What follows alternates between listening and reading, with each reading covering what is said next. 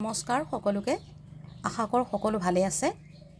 আহকচোন চাওঁ মইনো আজি অসমীয়া থালিখনত কি কি ৰান্ধিলোঁ ইয়া দেখিছেনে এয়া অলপ মিক্স শাকৰ তৰকাৰী বনালোঁ মাছ দি লগত মানে কি দিছোঁ বিলাহী পিয়ালি পালেং মধুসোলেং খুতৰা ঢেকীয়া বন আমলখি সব মিক্স কৰি এয়া শাকৰ তৰকাৰী বনালোঁ তাৰপিছত আপোনাৰ অলপ পেটু ভাজিলোঁ ভাত দি পেলাই আৰু অলপ সয়াবিন ওয়াছ বিলাহী আলু এনেকৈ মিক্স কৰি এখন তৰকাৰী বনালোঁ লগত আছে টেঙা জলকীয়া বিলাহীৰ সালাড পাপৰ ফ্ৰাই মাছ আৰু ভোট জলকীয়া খৰিচা আচাৰ এয়াই আছিল